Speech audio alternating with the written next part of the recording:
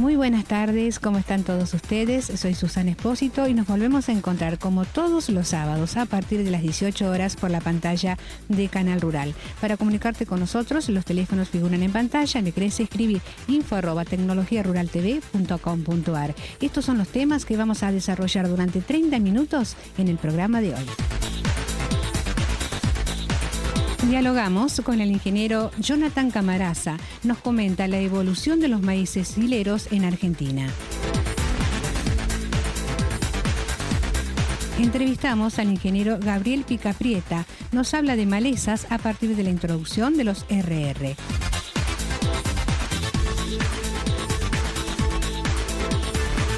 Y el ingeniero Juan Carlos Ponza de malezas resistentes y tolerantes a los herbicidas.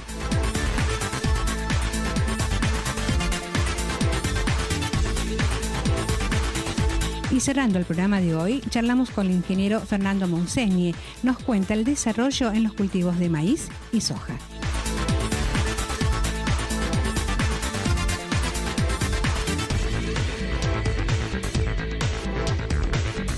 Comenzamos el programa de hoy desde INTA Pergamino junto al ingeniero Jonathan Camarasa. Nos cuenta cómo ha ido evolucionando los maíces hileros en la Argentina. Lo escuchamos.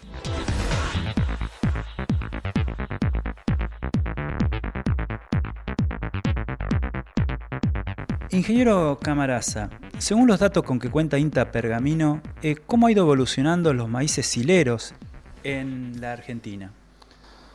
Bueno, según la Cámara de Contratistas Forrajeros de Argentina, hasta la campaña 11-12 se venían picando para forraje conservado 1.600.000 hectáreas, de las cuales había 1.000.000 de hectáreas picadas para maíz, alrededor de 380.000 hectáreas para sorgo, y el resto eran para pasturas y verdeos invernales. La tasa de aumento de las últimas 6 campañas del maíz para silaje es de alrededor de un 20%. Eso demuestra la importancia de los forrajes conservados en la Argentina, de cómo viene aumentando. Bien, y ese aumento, digamos, ¿cómo se distribuye? ¿Cuánto es destinado a la producción de carne y cuánto es destinado a la producción de leche? Bien, en cuanto a eso, en las últimas 6 campañas habían arrancado siendo un 50 y un 50, y ahora hay una tendencia marcada siendo un 60% para carne y un 40% para leche.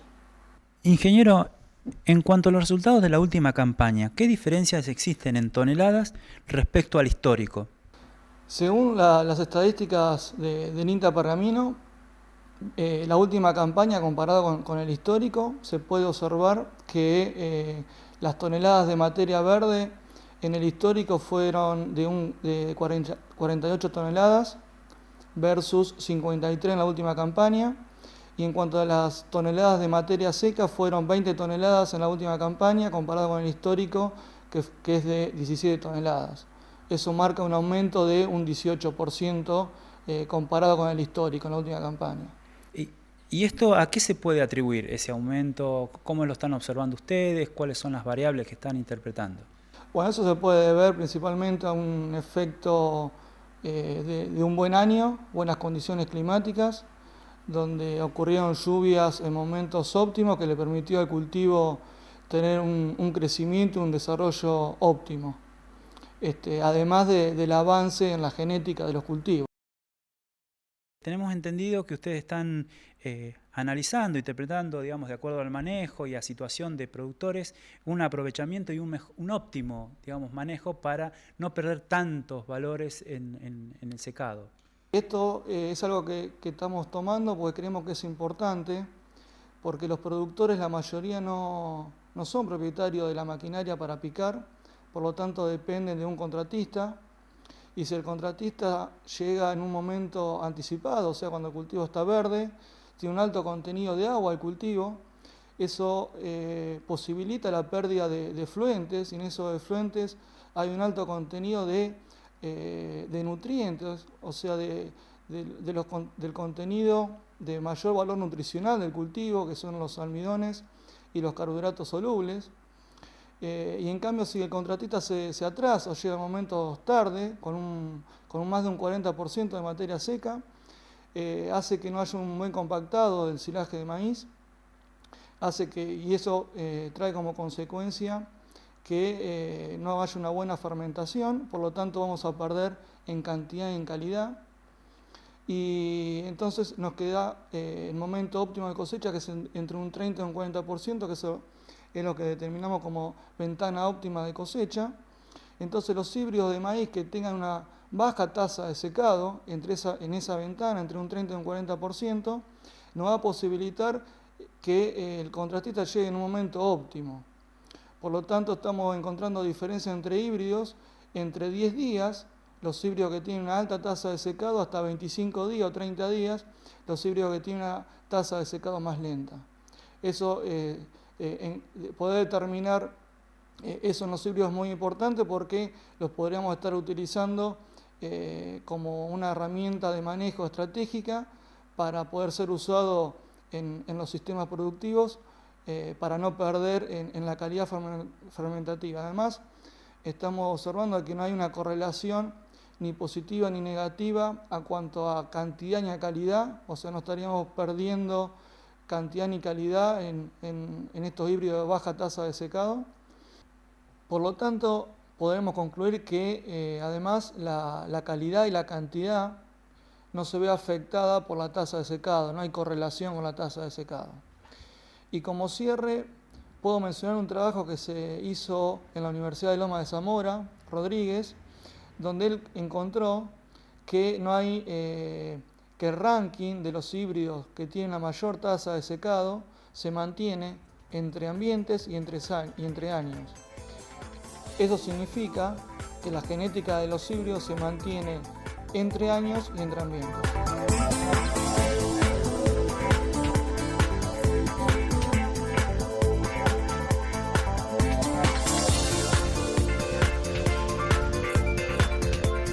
En el próximo bloque vamos a hablar de malezas. Si querés comunicarte con nosotros, los teléfonos figuran en pantalla. Me querés escribir info@tecnologiaruraltv.com.ar. Pausa y volvemos.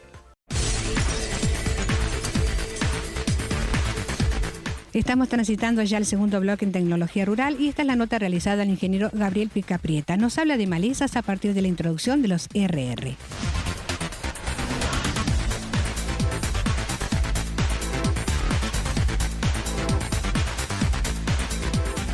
Ingeniero, ¿cómo han ido evolucionando las malezas a partir de la década del 90? Sí, el panorama que se presenta a partir de la década del 90 es más que nada acentuado en el uso de cultivares RR, como por ejemplo la soja RR, y a su vez basado en los que son los manejos de monocultivos de soja y en siembra directa, se produce una gran presión en el sistema a raíz de estas tres herramientas.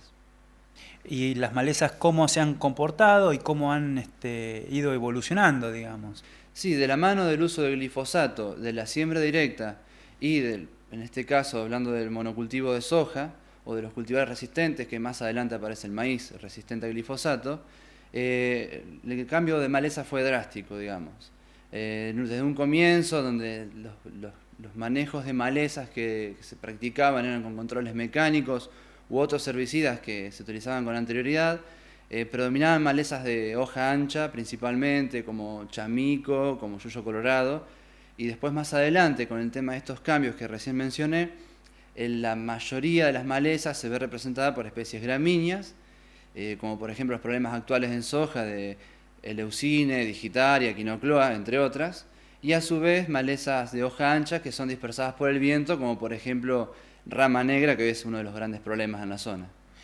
Vale decir que todavía el complejo malezas sigue dando que hablar o sigue atendiéndose de una manera, digamos, en cuanto a la investigación para ver cómo se puede controlar y manejar. Exactamente, sí, se sigue estudiando día a día porque si bien aparecen o surgen ciertas malezas que ya son conocidas y que van alterando de acuerdo al manejo que se realiza, pueden aparecer especies resistentes o tolerantes. Tal es el caso de que hoy en la actualidad tenemos gramíneas resistentes. Hay un número importante de gramíneas resistentes, como por ejemplo tenemos Echinocloa colona, tenemos Eleucina indica, hay especies de Lolium multiflorum, Lolium perenne, entre otras, o sea, más importantes acá en la zona, y se está estudiando, se está investigando acerca del control de esta maleza, el control cuando la maleza ya está establecida, y a su vez se sigue investigando en ciertos ensayos para prevenir estas infestaciones de malezas problemáticas. Ingeniero, yendo al cultivo de soja o yendo al cultivo de maíz, ¿por qué es importante, ustedes creen que es importante el barbecho? Sí, el barbecho es un punto clave, diría yo, porque el control de malezas, hablando del control de malezas, es fundamental en este periodo. ¿Por qué? Porque es el periodo, digamos, que termina desde la cosecha del cultivo anterior hasta la siembra, en este caso soja o maíz, y es el periodo en el cual se presentan las malezas que van germinando desde comienzos del otoño, y es donde se produce la competencia más importante del cultivo. Aquí las malezas empiezan a extraer nutrientes, extraen humedad y van limitando las condiciones y las disponibilidades de ese suelo para lo que es la siembra del cultivo próximo. Entonces es por eso que siempre insistimos que el control temprano de las malezas tiene que ser en estos momentos. ¿Qué tipos de barbechos se están utilizando en la actualidad y cuáles son las características según lo que ustedes están observando? Sí, dentro de lo que es barbechos tenemos como definición barbechos mecánicos, barbechos químicos y podemos decir barbechos culturales. Barbechos mecánicos hoy por hoy ya no se están utilizando mucho, pero se han visto casos puntuales en donde grandes infestaciones de malezas, el control inadecuado que se realizó sobre ellas y el mal manejo en general del lote llevó a que varios productores tengan que utilizar discos, distintos tipos de arados o distintos manejos mecánicos para roturar el suelo y poder de esta manera terminar con el ciclo de estas malezas presentes. Otro tipo de barbechos puede ser el barbecho químico, que es el que estamos mencionando y que es el que más estudiamos, que es el uso de herbicidas y que puede ser un barbecho temprano o un barbecho tardío. Lo adecuado sería, que siempre nos recomendamos, es un barbecho temprano, en donde la maleza se encuentra en estado de plántula, tiene poco desarrollo, el control es más efectivo y evitamos la competencia temprana y la pérdida de nutrientes y de agua que decíamos hoy de manera temprana, comparándolo con un control tardío. Los controles tardíos en barbechos pueden ser o más o menos efectivos, pero la competencia durante todo el periodo otoño-invernal ya fue producida. Y por último tenemos los barbechos culturales, que le podemos decir así, que son los cultivos de cobertura. Hoy por hoy se está investigando fuertemente en cultivos de cobertura en distintas especies que pueden llegar a servir para ayudar a competir directamente con las malezas. Tal es el caso tenemos cultivos de cobertura como vicia, avena, triticales, centeno y demás especies que están siendo estudiadas. Ingeniero, ¿los cultivos de cobertura asoman o emergen como una fuerte alternativa en contra del barbecho químico? Sí, hoy por hoy los cultivos de cobertura y el manejo de herbicidas tienen que formar parte de un sistema. No se pueden utilizar metodologías únicas por separado, así como conlleva al uso de la siembra directa.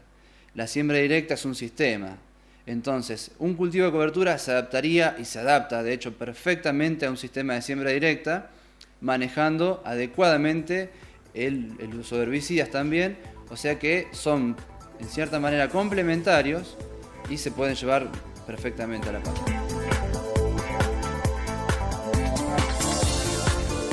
Continuamos hablando de malezas en tecnología rural junto al ingeniero agrónomo de INTA Pergamino, Juan Carlos Ponza. Nos habla de malezas tolerantes y resistentes a los herbicidas.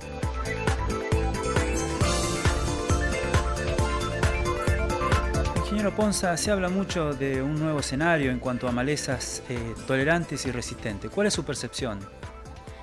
Bueno, el tema de este tipo de malezas realmente en los últimos años, principalmente los últimos 5 años, ha empezado a ser un problemita y cada vez más grave, a consecuencia del sistema productivo que estamos realizando en toda la zona núcleo, principalmente desde que se está repitiendo distintas prácticas, entre ellas la siembra directa, el monocultivo de soja la soja RR y el uso indiscriminado de glifosato, yo diría que todas estas prácticas no es que esté mal que se haga siembra directa, ni soja RR y demás.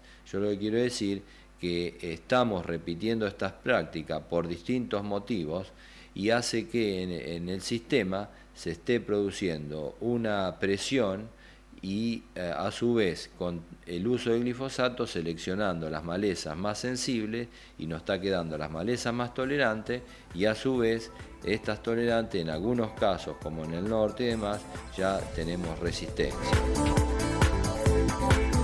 En el próximo bloque continuamos hablando de malezas. Para comunicarte con nosotros, los teléfonos figuran en pantalla. Pausa y volvemos. Estamos transitando ya el último bloque del programa y te mostramos la segunda parte de la nota realizada al ingeniero Ponza. Nos habla de malezas resistentes a los herbicidas. Yo diría que el problema, estamos en un inicio, en un 20%, por decir nuestra zona, con tendencias un poco a crecer, en donde es totalmente todavía manejable, dado que tenemos dos grandes grupos que yo digo, tolerantes y resistentes. Dentro de tolerantes para la zona núcleo podríamos nombrar algunas, entre ellas Viola arbensis, el tema de la comelina erecta, la parietaria huocucha, podríamos nombrar también buenotera o flor de noche, y bueno, en nuestra zona, gracias a Dios, no tenemos gonfrena o borreria, que son problemas de Córdoba, por decir. Existe algunas otras de menor importancia. Y en cambio de resistencia ya tenemos más graves problemas, en donde estamos teniendo indicios del ryegrass. Otra problemática que se viene es sorgo de Alepo resistente, en donde hay pocos foquitos en nuestra zona. Y después como resistente algunas gramíneas y seguimos, por el grueso de la resistencia son gramíneas. Y tenemos el tema del capín, una equinocloa que se llama colono, que es el capín, y una eleucine, que es un pasto más rastrero, una gramínea, que también es resistente. Entonces ustedes ven que tenemos un grupo de tolerantes y otro grupo de resistentes. Y no es casualidad que las resistentes sean gramíneas, porque la tendencia que ha hecho el sistema productivo a que las gramíneas crecieran en los últimos tiempos, como cambio en la población de maleza, en donde por ende se ha producido alguna resistencia en este grupo de especies. Dejamos las malezas y nos introducimos en el desarrollo de los cultivos de maíz y soja junto al ingeniero agrónomo Fernando Monsegni.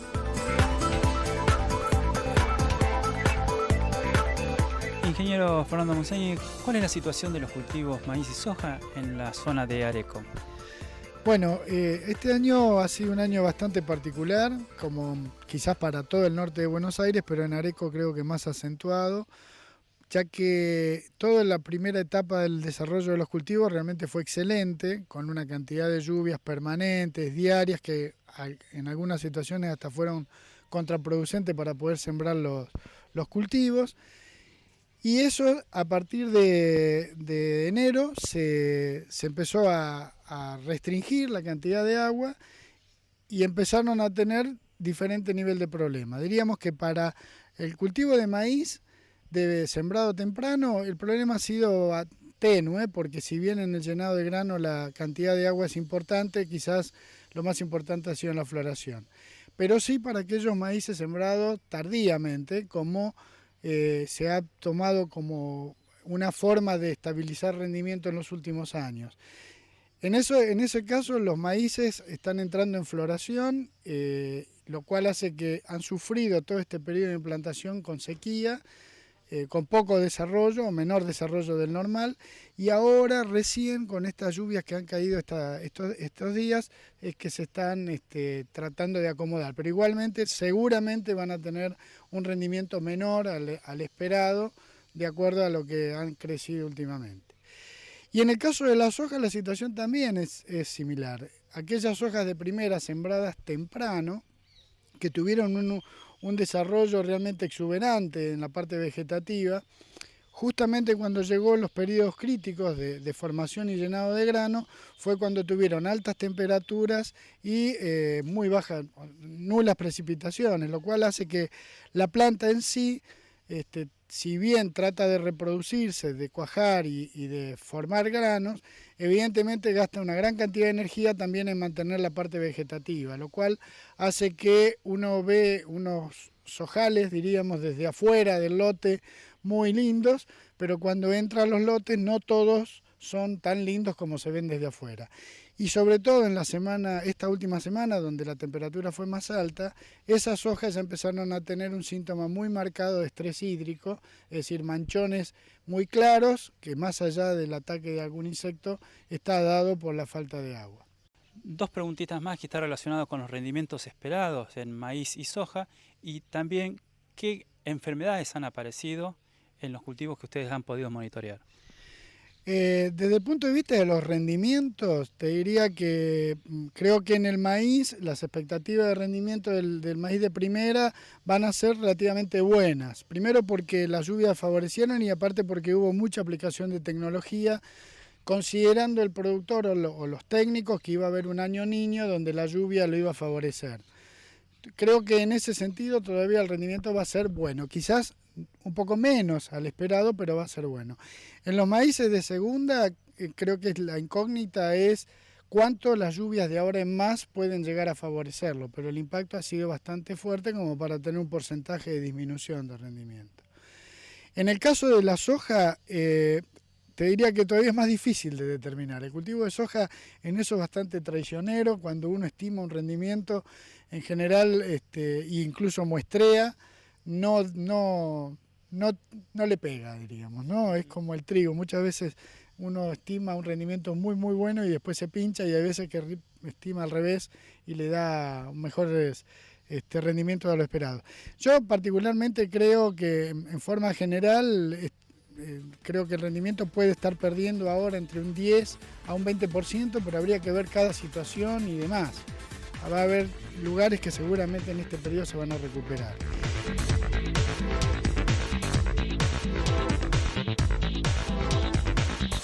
Se nos termina el programa de hoy, espero que te haya sido de gran utilidad. Todos los datos que necesites, simplemente un llamadito a nuestra producción, los teléfonos figuran en pantalla y no te olvides de escribirme info@tecnologiaruraltv.com.ar.